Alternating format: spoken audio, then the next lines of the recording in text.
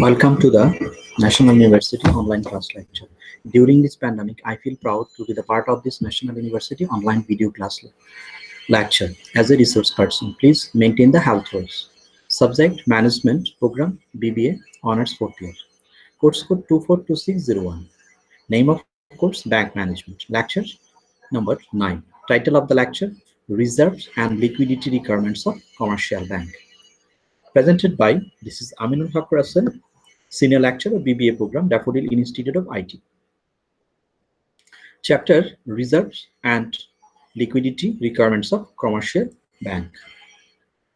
এই চ্যাপ্টারে আমরা যে বিষয়গুলো নিয়ে আলাপ করব সেগুলো হচ্ছে রিজার্ভের কনসেপ্টটা, রিজার্ভের টাইপস, তারপর elements of primary reserve, types of primary reserve এবং সেকেন্ডারি রিজার্ভ কাকে বলে, সেকেন্ডারি রিজার্ভের ফাংশনগুলো কি, সেকেন্ডারি রিজার্ভ কোন অ্যাসেটগুলোকে সেকেন্ডারি রিজার্ভ হিসেবে ব্যাংক রাখে, প্রাইমারি রিজার্ভ এবং সেকেন্ডারি রিজার্ভের মধ্যে পার্থক্যটা কি, দেন আমরা দেখব লিকুইডিটির অংশটা, লিকুইডিটির কনসেপ্টটা কি এবং কোন অ্যাসেটগুলোকে লিকুইড অ্যাসেট হিসেবে ব্যাংক, কমার্শিয়াল ব্যাংকগুলো গণনা করে, এবং দেখব টাইপস অফ লিকুইডিটি। দেন লাস্টে আমরা দেখব লিকুইডিটি ম্যানেজমেন্টের কিছু থিওরি আছে। Okay, what is our concept of reserve? Reserve হচ্ছে কমার্শিয়াল ব্যাংকের ডিপোজিটের অ্যামাউন্টের যে অংশটা সেন্ট্রাল ব্যাংকে স্ট্যাটুরি রিকোয়ারমেন্ট হিসাবে রাখে সেটাকে বলা হয় reserve. A reserve of deposit that commercial bank must maintain in the central bank as a statutory requirement is generally called reserve. A portion of deposit that commercial bank must maintain in the central bank as per statutory requirement.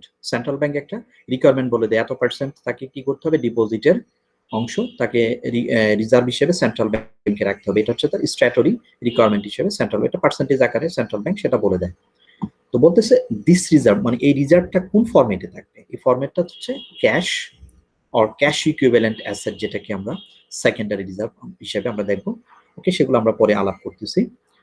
তো কোন ফরম্যাটে রাখবে রিজার্ভগুলো commercial ব্যাংকগুলো? এক হচ্ছে cash ফরম্যাটে রাখবে, আরেকটা হচ্ছে সে cash equivalent asset in order to maintain liquidity of the commercial bank. আসলে রিজার্ভের মেইন পারপাসটাই হচ্ছে লিকুইডিটি মেইনটেইন করা। লিকুইডিটি মেইনটেইন করার পরে কমার্শিয়াল ব্যাংকগুলো অন্য পারপাসে সেটাকে ইউজ করে, সেটা আমরা দেখব এই চ্যাপ্টার। তারপর according to dictionary of banking and finance, A portion of fund which has been set aside for the purpose of assuring its ability, যে একটা কমার্শিয়াল ব্যাংকের এবিলিটি আছে টু মিট ইটস লায়াবিলিটি, তার লায়াবিলিটি পরিশোধ করার ability আছে, to depositors in cash. Minimum reserve is to maintain against demand and time deposit. আমাকে কি করতে হয়, কমার্শিয়াল ব্যাংকগুলোকে ডিমান্ড এবং টাইম ডিপোজিটের এগেইনস্টে কি করতে হয়, মিনিমাম একটা রিজার্ভ মেইনটেইন করতে হয়। তাহলে রিজার্ভ হচ্ছে আসলে জেনারেলি যেটা আমরা বুঝি সেটা হচ্ছে কি ডিপোজিটের যে অংশটা কমার্শিয়াল ব্যাংকে সেন্ট্রাল ব্যাংকে স্ট্যাটুটরি রিকোয়ারমেন্ট হিসেবে রাখতে হয়, রেখে দিতে হয়, সেটাকে বলা হচ্ছে রিজার্ভ। এই রিজার্ভটা সেন্ট্রাল ব্যাংকে, এবং সেটা কমার্শিয়াল ব্যাংকগুলো তার নিজস্ব বোর্ডেও রাখতে পারে, সেটাও আমরা দেখবো কি ফরম্যাটে কিভাবে রাখে। তো এই জায়গায় আমরা যেটা দেখতেছি সেটা হচ্ছে ক্যাশ অথবা ক্যাশ ইকুইভ্যালেন্ট যে অ্যাসেটগুলো আছে ওই ফরম্যাটে রাখে। কেন রাখে? তার মেইন পারপাসটা হচ্ছে two maintain liquidity of the commercial bank. Commercial ব্যাংকের লিকুইডিটি মেইনটেইন করার জন্য কমার্শিয়াল ব্যাংক রিজার্ভ রাখে। ওকে, এখন আমরা আলাপ করব, এখন আমরা বুঝতে চেষ্টা করব সেটা হচ্ছে টাইপস অফ রিজার্ভ। রিজার্ভ কত ধরনের হয়? রিজার্ভ সাধারণত দুই ধরনের, একটা হচ্ছে প্রাইমারি রিজার্ভ আর একটা হচ্ছে সেকেন্ডারি রিজার্ভ। প্রাইমারি রিজার্ভ কোনটাকে বলে?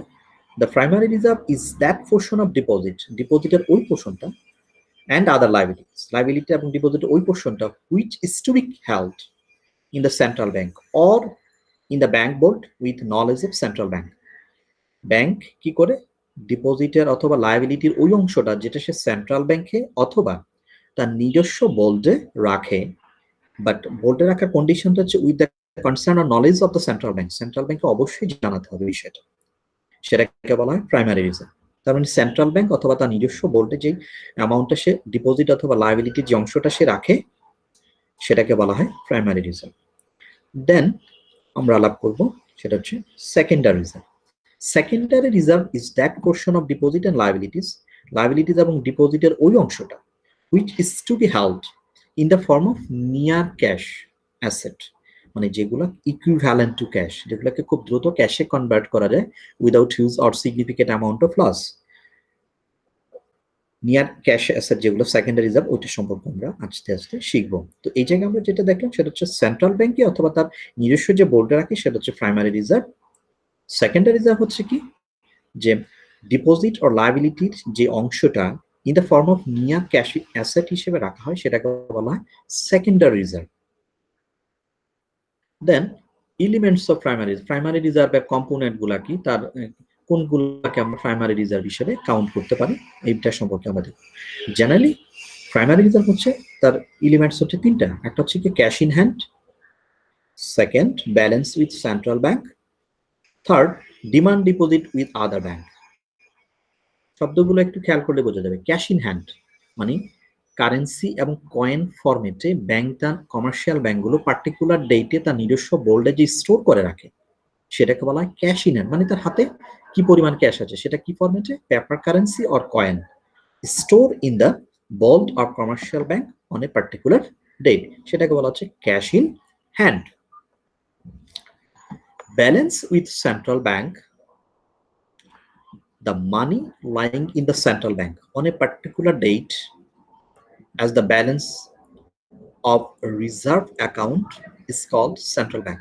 That means central banker রিজার্ভে যে মানিটা রাখা হয় সেটাকে বলা হয় ব্যালেন্স উইথ সেন্ট্রাল ব্যাংক। একটা হচ্ছে তার নিজস্ব বোর্ডে রাখবে with the concern of or with the knowledge of central bank, আরেকটা সেন্ট্রাল ব্যাংকের মধ্যে রাখবে সেই ব্যালেন্সটা, সেটাও প্রাইমারি রিজার্ভের মধ্যে পড়ে। লাস্ট ওয়ান হচ্ছে demand deposit and other bank. Most often প্রায় দেখা যায় যে a bank keep money in form of current deposit in another commercial bank in any arrangement of mutual benefits with the purpose of maintaining liquidity. আমরা জানি যে রিজার্ভের main পারপাসটাই হচ্ছে লিকুইডিটি যেন ক্রাইসিস না হয়, লিকুইডিটির যেন খুব তারল্য যেন তার ক্লায়েন্ট কাস্টমারদের জন্য তারল্যটা যেন সে কি করতে পারে, ভালোভাবে মেনটেন করতে পারে। তো ব্যাংক যখন অন্য ব্যাংকে তার মানিটা রাখে ইনভেস্টমেন্ট হিসাবে, সেটা হচ্ছে current deposit in other commercial bank, অন্য কমার্শিয়াল ব্যাংকে যখন সে কারেন্ট ডিপোজিট হিসেবে সেটাকে রাখে তখন সেটাকে আমরা বলি demand deposit with other bank. তো আশা করি সবাই বুঝতে পেরেছো যে এলিমেন্টস অফ প্রাইমারি রিজার্ভ তিনটা। একটা হচ্ছে ক্যাশ ইন হ্যান্ড, যেটা তার ব্যাংকের নিজস্ব বোর্ডে পেপার কারেন্সি কয়েন স্টোর হিসেবে রাখবে পার্টিকুলার একটা ডেটের মধ্যে। ব্যালেন্স উইথ সেন্ট্রাল ব্যাংক, যেটা সেন্ট্রাল ব্যাংকে মানি রাখবে সেটাকে বলা হচ্ছে ব্যালেন্স উইথ সেন্ট্রাল ব্যাংক, সেটাও প্রাইমারি রিজার্ভের মধ্যেই পড়ে। লাস্ট ওয়ান হচ্ছে demand deposit with other bank, অন্য একটা ব্যাংকে যখন একটা কমার্শিয়াল ব্যাংক অন্য একটা কমার্শিয়াল ব্যাংকে যখন কারেন্ট ডিপোজিটে হিসেবে এগ্রিমেন্ট হিসেবে তার মিউচুয়াল বেনিফিটস এর থ্রুতে এবং তার পারপাসটা মেনটেন দ্য লিকুইডিটি রাখে, মেনটেন দ্য লিকুইডিটি, সেটাকে বলা হয় primary reserve. Functions of primary reserve, এই প্রাইমারি রিজার্ভ দিয়ে আসলে কি করব? আমরা জানি যে প্রাইমারি রিজার্ভ লিকুইডিটি ক্রাইসিসকে প্রোটেক্ট করার জন্য, protect from possible liquidity crisis, commercial ব্যাংকগুলা তার যে ইনভেস্টমেন্ট, তার যে প্রাইমারি যে ডিপোজিটর আছে সেই ডিপোজিটরদের টাকাটা সে রেখে সবসময় তাকে একটা অ্যামাউন্ট রাখতে হয় কি করার জন্য, ডিপোজিটরদের যে ডিমান্ড সেই ডিমান্ড ডিপোজিটটাকে মিট করার জন্য। এখন সে তো যদি এটা না থাকে তাহলে ব্যাংক কি হবে, ব্যাংক সে একটা রিপুটেশন প্রবলেম পড়বে, সে এই রিপুটেশন প্রবলেমটা কি, ব্যাংকের লিকুইডিটি ক্রাইসিস হচ্ছে। তো লিকুইডিটি ক্রাইসিস মানে হচ্ছে ব্যাংকের ডিপোজিটরদের আর আদার যে লায়াবিলিটি গুলো আছে সেই লায়াবিলিটি পেইড করার ক্যাপাবিলিটি কমার্শিয়াল ব্যাংকগুলো কমে গেছে। তো এই জন্য কমার্শিয়াল ব্যাংকগুলা কি করে, তার পসিবল যে লিকুইডিটি ক্রাইসিস হতে পারে সেটাকে প্রোটেক্ট করার জন্য প্রাইমারি রিজার্ভটাকে ইউজ করে। সেকেন্ড, এটা আমরা কমার্শিয়াল বলি, ফরেন কমার্শিয়াল বলি, ইসলামী ব্যাংক বলি, অথবা আমাদের দেশীয় ব্যাংক বলি, ফরেন ব্যাংক বলি, যেটাই বলি না কেন, এই প্রাইমারি রিজার্ভটাকে প্রত্যেকটা ব্যাংক তার ফার্স্ট লাইন অফ ডিফেন্স হিসেবে ইউজ করে। এটাও তার একটা প্রাইমারি রিজার্ভের একটা function.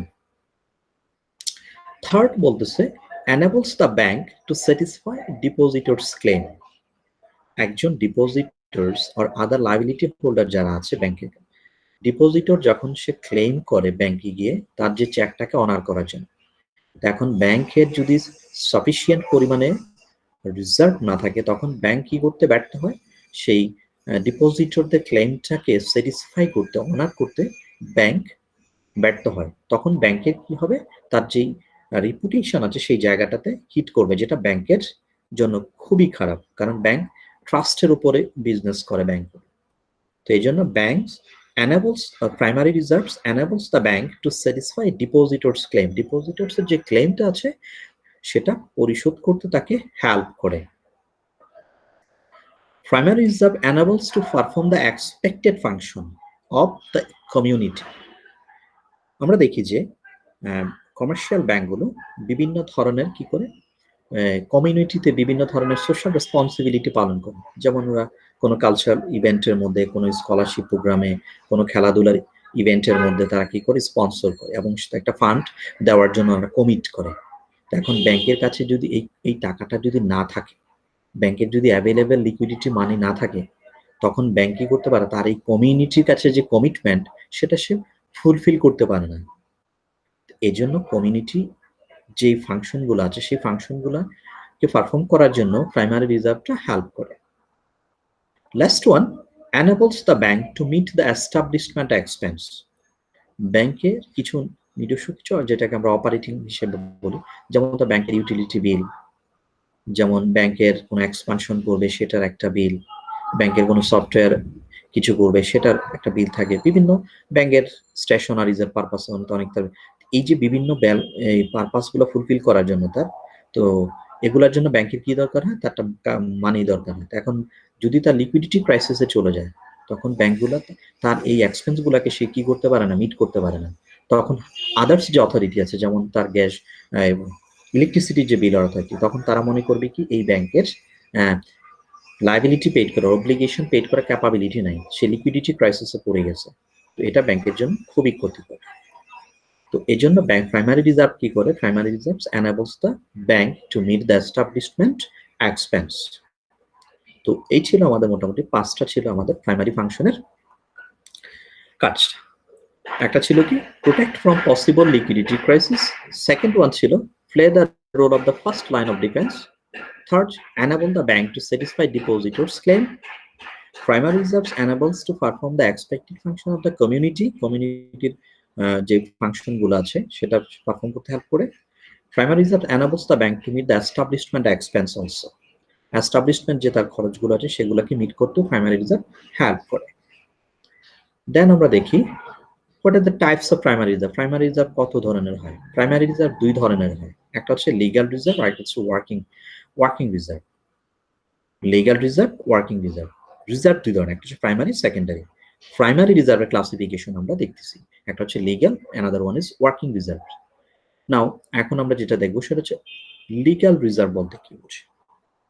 Legal reserve is the assets that may be counted as a reserve for the purpose of meeting central bank requirements. Central banker যে statutory requirement আছে সেটাকে ফুলফিল করার জন্য ডিপোজিটর or other liabilities এর যে অংশটা সেন্ট্রাল ব্যাংকের রিকোয়ারমেন্টকে fulfil করার জন্য রাখে সেটাকে বলা হয় লিগ্যাল রিজার্ভ।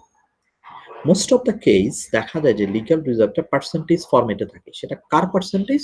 টোটাল ডিপোজিটের একটা সার্টেন পার্সেন্টেজ ব্যাংকে মেনটেন করতে হয়, এবং সেটা এটা ডেভেলপিং কান্ট্রি হোক আন্ডার ডেভেলপিং কান্ট্রি হোক, সেটা দেখা যাচ্ছে যে 2 থেকে 7% ভিতরে সে রেটটা ভ্যারি করে legal রিজার্ভটা।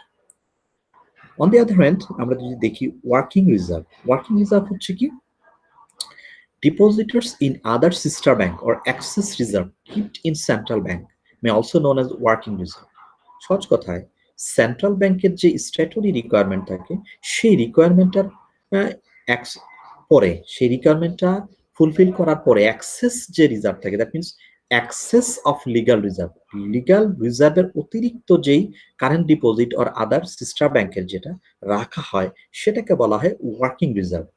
Working reserves play an active role to meet daily liquidity crisis. Daily যে লিকুইডিটি ক্রাইসিস আছে সেটাকে মিট করার জন্য ওয়ার্কিং রিজার্ভটা খুব হেল্পফুল। তাহলে আমরা প্রাইমারি রিজার্ভটাকে দুই ভাবে সেটাকে দেখতে পারি, একটা হচ্ছে লিগ্যাল রিজার্ভ আর একটা হচ্ছে ওয়ার্কিং রিজার্ভ। লিগ্যাল রিজার্ভ কোনটাকে আমরা বলি? সেন্ট্রাল ব্যাংকের রিকোয়ারমেন্টকে ফুলফিল করার জন্য, যেটাকে আমরা বলি স্ট্যাটুটরি রিকোয়ারমেন্ট, সেটা সেটা ফুলফিল করার জন্য যেই সেন্ট্রাল ব্যাংকে সেটা ফুলফিল করার পারপাসে যেটুকু রাখা হয় সেটাকে বলে লিগ্যাল রিজার্ভ, এবং সেটা ডিটারমাইন করা হয় on the percentage of total deposit. Working reserve কোনটাকে বলা হয়? The amount in excess of legal reserve. Legal রিজার্ভের অতিরিক্ত যে অংশটা which is lying as current deposit হিসেবে রাখা হয় অন্য একটা সিস্টার ব্যাংকে অথবা অন্য একটা কমার্শিয়াল ব্যাংকে, or excess reserve যেটা অতিরিক্ত রিজার্ভ আকারে সেন্ট্রাল ব্যাংকেও রাখা হয় is known as working reserve. Working reserve play an important role to meet daily যে লিকুইডিটি ক্রাইসিস হয়, যে ডেইলি যে আমার লায়াবিলিটিটা পে করতে হয় সেটা ওয়ার্কিং রিজার্ভ থেকে পে করা হয়। এখন আমরা দেখব যে what is secondary reserve or functions of secondary reserve. এটা আইদার প্রাইমারি রিজার্ভ হোক আর সেকেন্ডারি রিজার্ভ, যেই ধরনের রিজার্ভই হোক না কেন, তার ফার্স্ট ফাংশনটাই হচ্ছে to avoid liquidity crisis. Liquidity ক্রাইসিসটাকে মিট করার জন্য সেকেন্ডারি রিজার্ভও ইউজ করা হয়, সামটাইমস প্রাইমারি রিজার্ভ প্রথমে ইউজ করা হয়, যে জন্য প্রাইমারি রিজার্ভটাকে ফার্স্ট লাইন অফ ডিফেন্স বলা হয়। তো এখন আমরা ডেফিনেশনটা দেখি আসলে সেকেন্ডারি রিজার্ভ কাকে। Secondary reserve is that portion of the deposits and liabilities which is to be held in the form of near cash asset. Cash asset এর কাছাকাছি যেটা, যে অ্যাসেট একটা হচ্ছে ক্যাশ, সেটা হচ্ছে primary. Near cash asset or equivalent to cash, সেটাকে বলা হয় সেকেন্ডারি রিজার্ভ। যেমন আমরা সিকিউরিটিজ এর কথা যে বলি, সেটা হচ্ছে নিয়ার ক্যাশ। তো সেকেন্ডারি রিজার্ভের ফাংশন গুলো কি আমরা সেটা দেখি একটু। To avoid liquidity crisis, liquidity ক্রাইসিসটাকে অ্যাভয়েড করার জন্য কি করা হয়? সেকেন্ডারি রিজার্ভ ইউজ করা হয়। সেকেন্ডারি রিজার্ভ আদার সিস্টার ব্যাংকে অথবা অন্য কোনো জায়গাতে ইনভেস্ট করে কিছু মডারেট লেভেলের ইনকাম করে ব্যাংক, এটাও তার একটা ফাংশন, যে সেকেন্ডারি রিজার্ভ দিয়ে আমি কিছু ইনকাম জেনারেট করতে পারি, যেটা প্রাইমারি রিজার্ভ দিয়ে পসিবল না। দেন আমরা কি করতে পারি? Third, to trade off between liquidity and profitability. Profitability এবং লিকুইডিটির মধ্যে কি করে একটা ট্রেড অফ করা। প্রফিটেবিলিটি এবং লিকুইডিটির মধ্যে ট্রেড অফ করা বিষয়টা একটু বুঝতে হবে সবাইকে। ট্রেড অফ কিভাবে করে আসলে? তিনটা জিনিস, একটা হচ্ছে লিকুইডিটি, প্রফিটেবিলিটি অ্যান্ড ইনভেস্টমেন্ট। ধরুন যে একটা কমার্শিয়াল ব্যাংক যদি সে খুব বেশি পরিমাণে ইনভেস্ট করে, তখন তার তরল সম্পদ কি বেশি থাকবে? নিশ্চয়ই থাকবে না। এখন সে যদি বেশি ইনভেস্টমেন্ট করতে যায় তাহলে তার লিকুইডিটির পরিমাণ কমে যাবে এবং প্রফিটেবিলিটি বেড়ে যাবে। On the other hand, bank যদি বেশি লিকুইড মানি রেখে দেয়, দ্যাট মিনস সে ক্যাশ ফরম্যাটে বেশি রেখে দেয় ডিপোজিটরদের ক্লেম এবং আদার্স ক্লেম পরিশোধ করার জন্য, তখন তাকে কি করতে হবে? লেস অ্যামাউন্ট তাকে ইনভেস্ট করতে হবে, তখন প্রফিটেবিলিটিও কমে যাবে। তখন ব্যাংক কি করে? এই লিকুইডিটি এবং প্রফিটেবিলিটির মধ্যে একটা ব্যালেন্স করে, যাতে তার ইনভেস্টমেন্টও ভালো থাকে এবং লিকুইডিটিও ভালো থাকে। তো এবং লিকুইডিটি এবং ইনভেস্টমেন্ট এমনভাবে ব্যালেন্স করে যেন তার প্রফিটটাও মেনটেন হয়। এইভাবে ব্যাংক কি করে? তার লিকুইডিটিটাকে এবং প্রফিটেবিলিটিটাকে ট্রেড অফ করে। আমি এগেইন এই জায়গাটা পয়েন্টটাকে একটু রিপিট করব, যে সাপোজ একটা কমার্শিয়াল ব্যাংক সে বেশি প্রফিট করতে যাচ্ছে, তো সাধারণ হিসাবে বলা যায় যে বেশি প্রফিট করতে হলে তাকে কি করতে হবে? তাকে বেশি ইনভেস্ট করতে হবে। এখন আমি কমার্শিয়াল ব্যাংক যদি বেশি ইনভেস্ট করে, তখন তার লিকুইডিটি কমে যাবে। অন দি আদার হ্যান্ড, সে যদি বেশি লিকুইড মানি রাখতে চায় তাহলে তার ইনভেস্টমেন্ট কমে যাবে, ইনভেস্টমেন্ট কমে যদি যায় তাহলে তার প্রফিটেবিলিটি কমে যাবে। এই দুটোর বিষয়ের ভিতরে তখন কমার্শিয়াল ব্যাংকগুলো কি করে? একটা ব্যালেন্স করে, দ্যাট মিনস ট্রেড অফ করে। কার সাথে? লিকুইডিটি এবং প্রফিটেবিলিটির সাথে, যে আমি এত পার্সেন্ট লিকুইডিটিও রাখবো এবং এত পার্সেন্ট প্রফিটও করবো। তখন ব্যাংক কি করে? ওইভাবে তার ইনভেস্টমেন্ট ডিসিশনটা নেয়। তাহলে সহজ কথা দাঁড়াচ্ছে কি, সেকেন্ডারি রিজার্ভ হচ্ছে কি ডিপোজিট এবং লায়াবিলিটির ওই অংশটা যেটা নিয়ার ক্যাশ অ্যাসেট হিসেবে থাকে। ওকে, সেকেন্ডারি রিজার্ভ অ্যাসেট কোনগুলোকে বলে, সেকেন্ডারি রিজার্ভের অ্যাসেট কোনগুলোকে বলে সেটা আমরা একটু দেখব। একটা হচ্ছে call loan to stock broker and commercial bank. Commercial ব্যাংকগুলো কল লোন আকারে আরেকটা ব্যাংকে অথবা ব্রোকার হাউসকে এই লোনগুলো দিয়ে থাকে, সেটা কল লোন আকারে বলে, যে কল মানি রেটে যে লোন দেয়, এটা হিউজ একটা ইনকাম হয় ব্যাংকের। আরেকটা হচ্ছে short term loan to commercial bank. একটা কমার্শিয়াল ব্যাংক তখন আরেকটা কমার্শিয়াল ব্যাংকে শর্ট টার্মে লোন দেয়, সেটাও এই জায়গার এই রিজার্ভের মধ্যে থাকে। Then short term loan secured against self liquidating asset. Commercial ব্যাংকগুলো শর্ট টার্ম লোন দেয়, সেটা সেলফ লিকুইড অ্যাসেট, মানে ওইটা থেকে যেন সে কি করতে পারে, একটা ইনকাম করতে পারে। তাহলে তিনটা জিনিস প্রথম থেকে একটা কল মানি হিসাবে ব্রোকার এবং কমার্শিয়াল ব্যাংকগুলোকে লোন দিয়ে থাকে, একটা হচ্ছে শর্ট টার্ম লোন দিয়ে থাকে কমার্শিয়াল ব্যাংকগুলোকে, থার্ড ওয়ান হচ্ছে কি সিকিউরড এগেন্স্ট সেলফ লিকুইডিটি অ্যাসেটের এগেনস্টে ব্যাংক সেটা শর্ট টার্ম লোন দিয়ে থাকে, সিকিউর যেটাকে আমরা বলি। আরেকটা হচ্ছে ইনভেস্টমেন্ট ইন ট্রেজারি বিল, যেটা খুব বেশি করে কমার্শিয়াল ব্যাংকগুলো, investment in treasury bill, treasury বিলে অথবা গভর্নমেন্টের মিউনিসিপাল বন্ড, গভর্নমেন্টের যে বন্ডগুলো আছে সেটাতেও ইনভেস্ট করে, সেটা আমাদের পরে আছে নাম্বার 6-এ সেটা আছে। তাহলে আমরা বুঝতে পারলাম যে যে কমার্শিয়াল ব্যাংকগুলো একটা হচ্ছে লোন আকারে দেয়, শর্ট টার্ম লোন আকারে দেয়, কল মানি লোন আকারে ব্রোকার এবং কমার্শিয়াল ব্যাংকগুলো নেয় ট্রেজারি বিলের মধ্যে করে, promissory note of short period maturity promissory আকারে নোট হিসেবে দিয়ে থাকে, এবং শর্ট পিরিয়ডের ডিবেঞ্চার যেগুলো আছে ওগুলাতে দিয়ে থাকে, এবং তার একটা ভালো একটা ক্রেডিট স্ট্যান্ডার্ড থাকতে, ক্রেডিট রেটিং থাকতে ওই কোম্পানিটার। Then secondary reserve certificate of deposit থাকে, গভর্নমেন্ট নোটস অ্যান্ড বন্ড থাকে, বন্ড এবং সিকিউরিটিজ অফ গভর্নমেন্ট এজেন্সি থাকে, এবং bond and securities of government ইউনিটে যেমন মিউনিসিপাল বন্ড থাকে, বিভিন্ন এগুলো কিন্তু গভর্নমেন্ট সিকিউরিটিজ কিন্তু, এবং গভর্নমেন্টের নিজস্ব কিছু বন্ড থাকে, গভর্নমেন্টের কোম্পানির কিছু থাকে, এগুলো হচ্ছে এই যে এই জায়গাগুলোতে ব্যাংক কি করে ইনভেস্ট করে, এবং সেটা ইনভেস্ট করে সেটা রিজার্ভ, মানে তার ডিপোজিটের একটা অংশ সে কি করে রিজার্ভ ফর্মেটে সে ওই জায়গায় আরেকটা ব্যাংকের বিভিন্ন অ্যাসেটের মধ্যে সে ইনভেস্ট করে, সেটা কে আমরা বলি সেকেন্ডারি রিজার্ভ অ্যাসেট। এবং সেকেন্ডারি রিজার্ভ অ্যাসেটের নামগুলো হচ্ছে এই বিষয়গুলো। এখন আমরা দেখব প্রাইমারি রিজার্ভ এবং সেকেন্ডারি রিজার্ভের মধ্যে পার্থক্যটা কি। প্রাইমারি রিজার্ভ এবং সেকেন্ডারি রিজার্ভের মধ্যে তো আমরা ফার্স্টে যেটা বলেছিলাম যে প্রাইমারি রিজার্ভ হচ্ছে আমার যে ক্যাশ ফরম্যাটে থাকে, তার মানে কি সে মোস্ট লিকুইড এবং অনলি লিকুইড, সে অনলি লিকুইড ফরম্যাটে থাকে, যেমন ক্যাশ কারেন্সি যেটাকে বলে আমরা কারেন্সি জেলি, এবং কয়েন আকারে যেটা স্টোর করে রাখি সেটাকে আমরা প্রাইমারি রিজার্ভ। এতক্ষণ আমরা যে আলাপগুলো করেছি ওই জায়গাগুলো থেকে আমরা পার্থক্যটা একটু বুঝতে চেষ্টা করবো। সেকেন্ডারি রিজার্ভ হচ্ছে কি যে সে লিকুইড থাকবে, বাট লিকুইড হবে এবং তার থেকে কিছু ইনকাম জেনারেট করা যাবে, যেটাকে আমরা সামিল্ড, লিকুইডিটি প্লাস সামিল্ড। আর প্রাইমারি হচ্ছে অনলি লিকুইডিটি, তাকে কোথাও ইনভেস্টও করা যাবে না, সে কি করবে ব্যাংকের রিজার্ভে থাকবে, ব্যাংকের বোর্ডে রিজার্ভ আকারে থাকতে পারে, আরেকটা হচ্ছে সেন্ট্রাল ব্যাংকে থাকতে পারে, এটা 100% ক্যাশ আকারে থাকে। বাট সেকেন্ডারি রিজার্ভ সেটা হচ্ছে ক্যাশ থাকবে, তাকে হয়তো কনভার্ট করে ক্যাশে কনভার্ট করতে হয়, এবং উইথ মিনিমাম লস অ্যামাউন্টে তাকে ক্যাশে কনভার্ট করতে হয়। সেকেন্ড বলতেছি আমরা ফর্মটা কি আসলে। প্রাইমারি রিজার্ভ আমরা বলছি only available in cash format, only primary reserve হচ্ছে only available in cash format. Secondary reserve হচ্ছে কি available in securities and bond, যাকে আমরা বিভিন্ন একটু আগে আমরা দেখেছিলাম, কিন্তু বিভিন্ন ফরম্যাটে আমরা ইনভেস্ট করে থাকি সেকেন্ডারি রিজার্ভটাকে। তারপর আমরা বলতেছি যে এক্সটেন্ড অফ লিকুইডিটি, মানে তাকে লিকুইডিটি কতটুকু লিকুইডিটি আকারে এক্সটেন্ড করা যায়। প্রাইমারি রিজার্ভ ইটসেলফ লিকুইড, এই জন্য এটাকে বলতেছে আপ টু 100%, সে 100%ই। আর সেকেন্ডারি রিজার্ভ হচ্ছে তাকে কনভার্ট করা যাবে, প্রাইমারি রিজার্ভ মানে ক্যাশে কনভার্ট করা যায়, বাট এই জন্য এটাকে বললে highly liquid but less than 100%। সে কিন্তু 100% ক্যাশ না থাকে, আমাকে ক্যাশে কনভার্ট করে নিতে হয়, নিয়ার অ্যাবাউট ক্যাশ, মানে খুব ক্যাশের খুব কাছাকাছি, আমি যে কোনো সময় সেটা কি করতে পারি, আমি লিকুইডিটি ক্যাশে কনভার্ট করে নিতে পারি। দেন আমরা বলতেছি রেট অফ ইল্ড। প্রাইমারি রিজার্ভের কোনো আর্নিং ক্যাপাসিটি নেই, primary no earning capacity at all, কিন্তু সেকেন্ডারি রিজার্ভকে আমি ইনভেস্ট করে, এই যে আমরা একটু আগে যে নামগুলো দেখলাম, এই স্পেসিফিক এই সিকিউরিটিগুলোতে ইনভেস্ট করে হ্যাভ সাম আর্নিং ক্যাপাসিটি, মানে আমরা কিছু ক্যাপাসিটি আর্ন করতে পারি।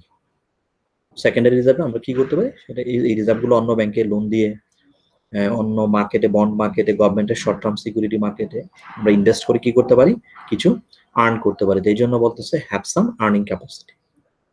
এবং কোনটাকে রক্ষা কবচ হিসেবে, কোনটাকে কি হিসেবে প্রথমে ব্যবহার করা হয়, প্রাইমারি রিজার্ভকে ফার্স্ট লাইন অফ ডিফেন্স, এটাকে প্রথম রক্ষা কবচ বলা হয়। সেকেন্ডারি রিজার্ভ হচ্ছে কি সেকেন্ড লাইন অফ, যখন আমরা প্রাইমারি রিজার্ভ দিয়ে কোনো অব্লিগেশনকে মিট করতে পারবো না, লিকুইডিটি ক্রাইসিস যদি হয়ে যায়, লিকুইডিটি মিট করার জন্য প্রাইমারি রিজার্ভ দিয়ে যখন আমার সাফিসিয়েন্ট না, তখন আমি কি করবো, সেকেন্ডারি রিজার্ভটা ইউজ করবো। এই জন্য এটাকে বলা হয় সেকেন্ড লাইন অফ ডিফেন্স।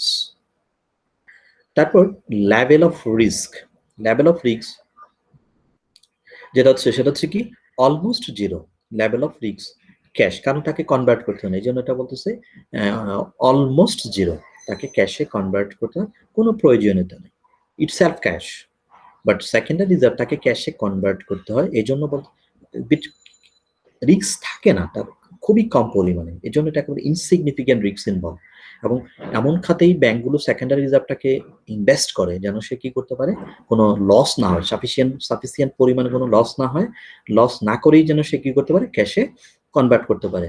এই জন্য এটা ইনসিগনিফিকেন্ট, রিস্ক হয়তো আছে কিছু, কিন্তু সেটাকে ইনসিগনিফিকেন্ট হিসেবে কাউন্ট করা হয়। তো আশা করি আমরা প্রাইমারি রিজার্ভ এবং সেকেন্ডারি রিজার্ভ সম্পর্কে বুঝতে পেরেছি, এবং আমরা সেটা লিখতেও পারবো পরীক্ষার খাতায় যদি পরীক্ষায় আসে। এখন আমরা এতক্ষণ আমরা যেটা নিয়ে আলাপ করলাম সেটা হচ্ছে তার রিজার্ভের অংশটা, একটা কমার্শিয়াল ব্যাংকের রিজার্ভটা। এখন আমরা যেটা আলাপ করবো সেটা হচ্ছে concept of liquidity, that means লিকুইডিটির অংশটা নিয়ে আমরা আলাপ করবো। আসলে লিকুইডিটিতে কি করে ব্যাংক, যে এত লিকুইড রাখবে কেন, আসলে কেন রাখবে? লিকুইডিটি আমাকে বলে দেয় যে আমার এবিলিটি আছে, to fulfil the promise, to satisfy the clients উজ্জ্বল রিকোয়েস্ট হোয়েনএভার দে ডিমান্ড। সে যখনই ডিমান্ড করে আমি তখনই এটা পরিশোধ করার ক্যাপাবিলিটি আমার আছে, এটাকেই বলা হয় লিকুইডিটি। কোনো কোনো ক্লায়েন্ট কি করতে কি যেন না যায়, মানে ফেরত না যায়, কোনো ক্লায়েন্টের চেক যেন ডিসঅনার না হয় যদি তার অ্যাভেলেবেল এবং অন্য কোনো প্রবলেম না থাকে, অন্য কোনো সমস্যা না থাকে, সেজন্য ব্যাংক থেকে চাকর্য করতে পারে, আমি যেন তাকে অনার করতে পারি। এই যে অনার করার এবিলিটিটা, সেই এবিলিটিটাকেই বলা হচ্ছে আসলে লিকুইডিটি। দেখি আমরা একটু definition. The term liquidity mean the ability of the bank to maintain the necessary cash amount for the necessary cash amountটাকে মেইনটেইন করার জন্য, ফর কেন, for fulfilling the promise and the ability to satisfy the clients withdrawal request. ক্লায়েন্টের যে withdrawal রিকোয়েস্টটা করবে এবং সে যে কোনো সময় করতে পারে। এখন তো এই যে আমাদের ইলেকট্রনিক ব্যাংক আসার কারণে যে কোনো সময় কিন্তু আমরা ট্রানজাকশন করতে পারি, আমরা এটিএম বুথ দিয়ে ট্রানজাকশন করতে পারি আমরা কিন্তু যে কোনো সময়। তো এগুলা কি আসলে, এগুলো হচ্ছে আমার অ্যাভেলেবেল, এই জন্য আমাকে অ্যাভেলেবেল লিকুইড অ্যাসেট রাখতে হবে, লিকুইড অ্যাসেট নয়, মানে ক্যাশ ফরম্যাটে। গ্রেডিয়ান স্পেন্সার কি বলতেছে, the ability to convert an asset into cash with little risk, মানে হয়তো আমি তাকে কনভার্ট করবো, ওই অ্যাসেটও আমি ইনভেস্ট করতে পারি with little risk of loss of principal value, আমার প্রিন্সিপাল ভ্যালু থেকে হয়তো একটু কমবে। এর জন্য আমরা লিকুইডের যে সেকেন্ডারি রিজার্ভটা সেটা কিন্তু 100% আছে যে ক্যাশ, বাট তারপরেও একটু রিস্ক থেকে যায়। এই জন্য বলতেছে যে রিস্কটা কোথায়, তার প্রিন্সিপাল ভ্যালু থেকে সে কিছু কম পাওয়ার পসিবিলিটি কিন্তু থাকে। এই জন্য বলতেছে অ্যাকর্ডিং টু গ্রেডিয়ান স্পেন্সার, উনি বলছে the ability to convert an asset into cash with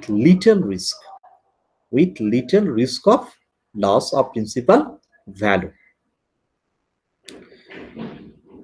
আশা করি সবার ক্লিয়ার হয়েছে। তারপর আমরা একটু তিমোথিয়ান কক কি বলেছেন, বলেছেন অ্যাসেট আর লিকুইড ইফ, অ্যাসেটটা কি হতে হবে, লিকুইড হতে হবে, if they can be quickly converted, তাকে কি করা যায়, কুইকলি কনভার্ট করা যায়, ইমিডিয়েটলি কনভার্ট করা যায়, available funds with limited price depreciation, মানে আমার যে ভ্যালুটা আছে সেই ভ্যালুটা থেকে মনে করেন 100 টাকা, সেটা হয়তো আমি যদি তাকে কনভার্ট করি ইমিডিয়েটলি তাহলে হয়তো আমার 98 টাকা হবে অথবা 99 টাকা হবে।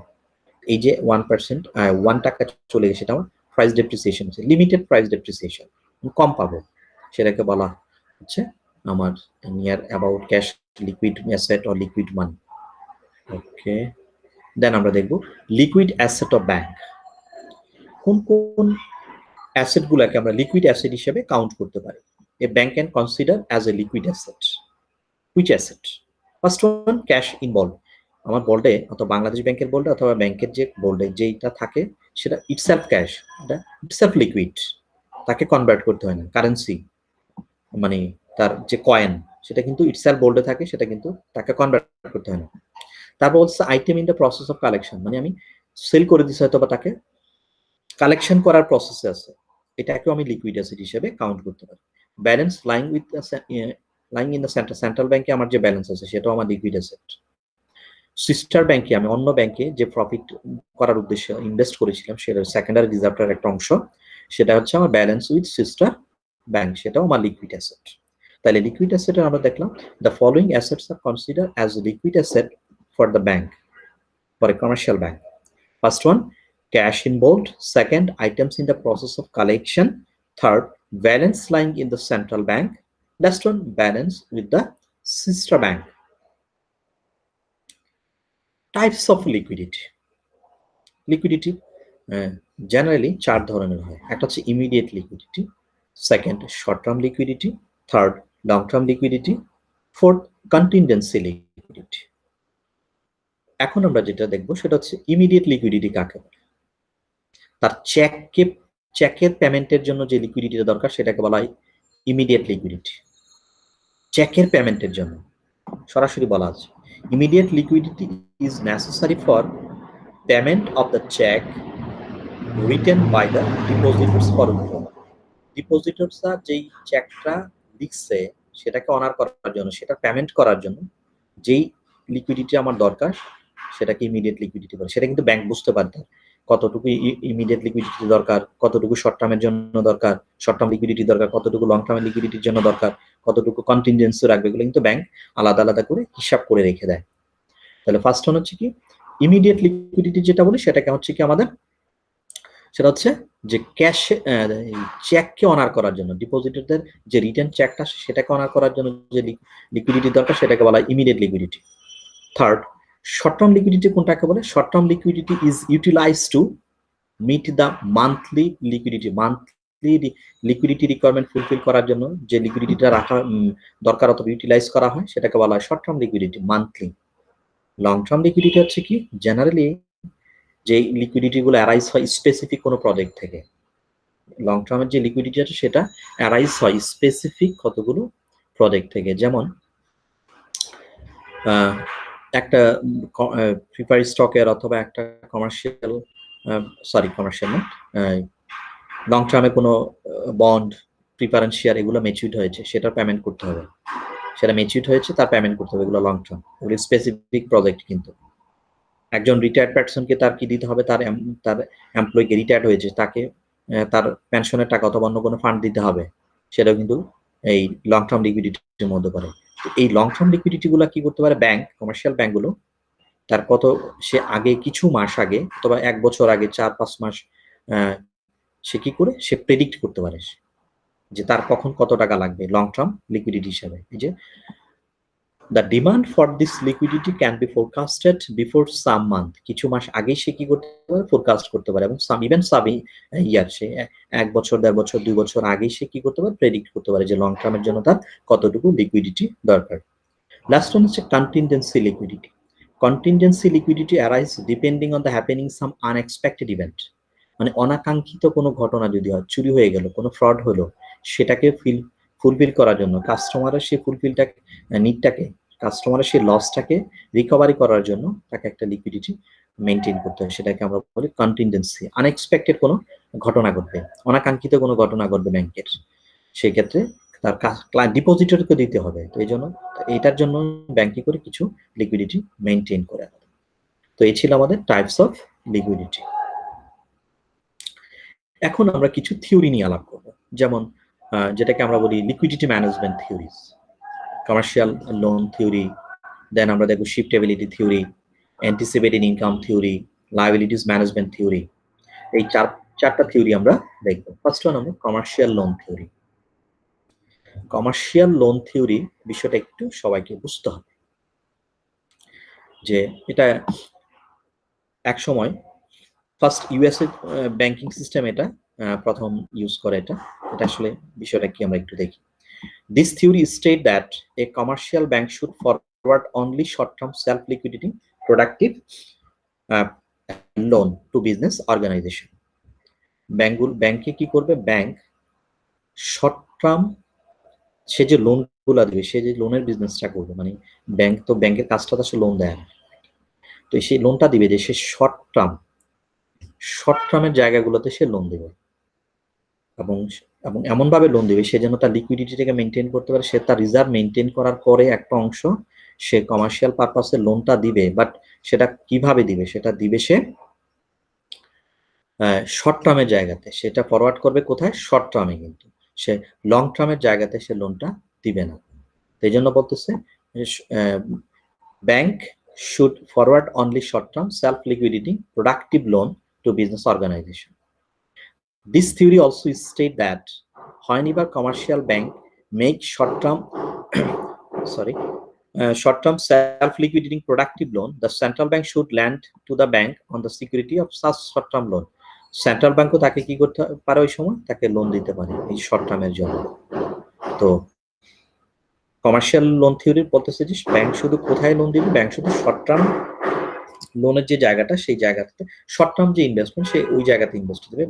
ব্যাংক লং টার্ম কোনো পারপাসে লোন দিবে না। তার সেলফ লিকুইডিটিং যে শতারল্য যে লোনগুলো আছে, সে ওই জায়গাতে তার ক্যারেক্টার হচ্ছে সেলফ লিকুইডিটিং প্রোডাক্টিভ, তার ক্যারেক্টার হচ্ছে ব্যাংকের নিজস্ব ইয়াটাই হচ্ছে সে শর্ট টার্মের জায়গাতে সে লোন দিবে। সেকেন্ড হচ্ছে শিফট এবিলিটি থিওরি। মাউন্টন এই থিওরিটা ডেভেলপ করেছেন। উনি বলতেছেন যে if the commercial bank continue a substantial amount of asset that can be moved to other bank for cash without any loss of material, কি করবে ব্যাংক? ব্যাংক এমন ভাবে লোন দিবে যেন সে একটা নির্দিষ্ট, সে শর্ট টার্মের জায়গাতে লোন দিবে, সে লং টার্মের জায়গাতে খুব একটা জায়গা নেই। কারণ শিফট করবে কিভাবে, সে শিফট করবে পারফেক্টলি, শিফট করবে এইভাবে যে সে যেন আবার ডিরেক্টলি সেটাকে কি করতে পারে, ট্রান্সফার করে নিয়ে আসতে পারে without any capital loss. when they need liquidity, যখন তার লিকুইডিটি দরকার হয়, সে যখন আবার সেটাকে ডিরেক্টলি কি করতে পারে, ট্রান্সফার করতে পারে। সে প্রথমে সেটাকে কি করতে পারে, পারফেক্টলি শিফট করবে, অন্য একটা ব্যাংকে মুভ করাবে, সে ইনভেস্ট করবে, ঠিক আছে। কিন্তু তাকে এই ইনভেস্ট করা অথবা এই যে শিফট করবে আরেকটা কমার্শিয়াল ব্যাংকে যে সে ধার দিবে, অথবা সে আরেকটা ব্যাংকে যে ইনভেস্ট করবে, সে এটা এমনভাবে ইনভেস্ট করতে হবে যেন সে কি করতে পারে, যে কোনো সময় সে ডিরেক্টলি সেটাকে ট্রান্সফার করে নিয়ে আসতে পারে, এবং তার জন্য ট্রান্সফার করার সময় যেন তা কি না হয়, সে উইদাউট এনি ক্যাপিটাল লস, তার জন্য ক্যাপিটালের কোনো লস না হয়। এটা হচ্ছে শিফটেবিলিটি থিওরি। তারপর আমরা দেখব অ্যান্টিসিপেটেড ইনকাম থিওরি। 1944 এ অ্যান্টিসিপেটেড ইনকাম থিওরিটা ইউএসএ কমার্শিয়াল ব্যাংকগুলো ইউজ করে। অ্যান্টিসিপেটেড ইনকাম থিওরিটা কি আসলে? একটা কমার্শিয়াল ব্যাংক যখন লোন দেয়, কমার্শিয়াল ব্যাংকের লোন দেওয়ার মেইন পারপাসটা কি আসে? মেইন পারপাসটা হচ্ছে তার ইনকাম জেনারেট করা। এখন কমার্শিয়াল ব্যাংকগুলো এমন একটা ক্লায়েন্টকে দিল, তার ক্যারেক্টার খুব ভালো, সবকিছু তার নেচার অ্যান্ড বিজনেস সবকিছু ওকে আছে, তখন দেখা যায় যে সামটাইমস দেখা যায় যে তার যখন লিকুইডেশন এবং তখন সেটা যখন বড়োয়ার যখন লোনটা রিপেমেন্ট করবে, তখন যদি তার ইনকাম না হয়, তাহলে সে কি করতে পারবে না, রিকভার করতে পারবে না। তো এই জন্য অ্যান্টিসিপেটেড ইনকাম থিওরি বলতেছে যে ব্যাংক সে যে লোনটা দিবে, সেই লোন থেকে ইনকাম করবে সেটা ওকে, কিন্তু ইনকামটা সে এখন কিভাবে করবে, এখন তার বিজনেসের নেচার খুব ভালো, তার ক্যারেক্টার, বড়োয়ারের ক্যারেক্টারও ভালো, যখন সে এই সব বিষয়গুলো অ্যানালাইসিস করে যখন সে লোন দিয়ে দেয়, কিন্তু সে এটা দেখলো না যে এই জায়গাটা থেকে, এই বিজনেসটা থেকে বড়োয়ারের ইনকাম করার ক্যাপাবিলিটি কেমন, ইনকাম করার অ্যান্টিসিপেটেড ইনকাম, মানে ইনকাম করার অপরচুনিটিটা কেমন। এই জিনিসটা যদি সে কি করতে না পারে, অবজার্ভ করতে না পারে, সেটাকে প্রেডিক্ট করতে না পারে, তাহলে ব্যাংক কি করতে পারবে না, ব্যাংক তার যে লোনের যে রিকভারিটা, ব্যাংক কিন্তু সেই রিকভারিটা করতে পারবে না। এই জন্য অ্যান্টিসিপেটেড ইনকাম থিওরি বলতেছে ব্যাংক লোন দিবে, সেটা তাকে দিতেই হবে, কারণ তার মেইন বিজনেস এটা। এখন এই লোন দেওয়ার ক্ষেত্রে according to theory, regardless of the nature and character of borrower's business, the bank plan the liquidation of the term loan from the anticipated income of the borrower. এই যে ইনকামটাতে সে যদি generate না করতে পারে, সে কি করতে পারবে না, দিতে পারবে না। কিন্তু এই জন্য বলছে যে শুধু তার ক্যারেক্টার, নেচার এগুলো দেখে আমি লোন দিয়ে দেবো, বিষয়টা এমন হবে না। সে কতটুকু আমার এটা রিকভারি করতে পারবে, সেটা এক্সটেন্ড করতে পারবে, সেটা দেখেও আমাকে কি করতে হবে, লোন দিতে হবে। এই জন্য বলতেছে it is granted against the hypothecation of machinery, stock, even immovable property. Bank puts restriction on the financial activities of the borrower while granting this loan. Bank যখন এগুলোর এগেইনস্টে যখন লোন দিবে, তখন ব্যাংককে দেখতে হবে যে এটা দিয়ে সে কতটুকু ইনকাম জেনারেট করতে পারে, কি করতে পারে, এই বিষয়গুলো কিন্তু ব্যাংক কি করবে, খেয়াল করবে। দেন থিওরি হচ্ছে liability management theory. Liability management theory 1960 এবং 1929 এবং 1960 এই সময়টার মধ্যে ইউএসএ ব্যাংকগুলো এই লায়াবিলিটি ম্যানেজমেন্ট থিওরিটা ইউজ করতো। তো বলতেছে according to this theory there is no need for bank to grant self liquidating loan। ব্যাংকে শুধু সেলফ লিকুইডিটিং এর লোন গ্রান্ট করতে হবে বিষয়টা এমন না। কিফ লিকুইড অ্যাসেট, সে কিন্তু লিকুইড অ্যাসেটও সে রাখতে পারে, বিকজ দে ক্যান বড়ো। ব্যাংক বড় করতে পারে, কিন্তু লিকুইড অ্যাসেট হিসেবে কিন্তু রেখে দিতে পারে।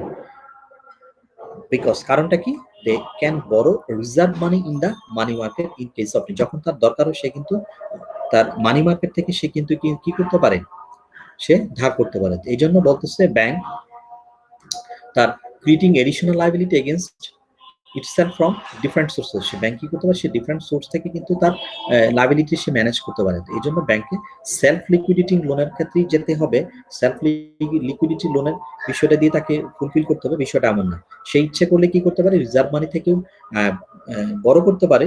সে রিজার্ভ মানি হিসেবে কোথায় থেকে, ইন দ্য মানি মার্কেট থেকে। যখন তার দরকার হয় তখন ব্যাংক কি করতে পারে, অন্য মানি মার্কেট থেকেও সে কি করতে পারে, তার লায়াবিলিটি ফুলফিল করার জন্য সে মিট করতে পারে।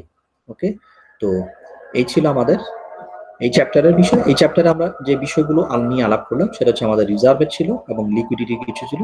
লিকুইডিটির কিছু থিওরি দেখলাম আমরা, রিজার্ভের ক্লাসিফিকেশন কি কাকে বলে সেটাও আমরা দেখলাম। আশা করি সবাই এই চ্যাপ্টারের কনসেপ্টগুলো ক্লিয়ার হয়েছে। এবং আপনাদের যদি কোনো সমস্যা হয় আমার ইমেল অ্যাড্রেস দেওয়া আছে, আপনারা ইমেল অ্যাড্রেসে আমাকে ইমেল করতে পারবেন। এ পর্যন্ত সবাই ভালো থাকবেন, সুস্থ থাকবেন।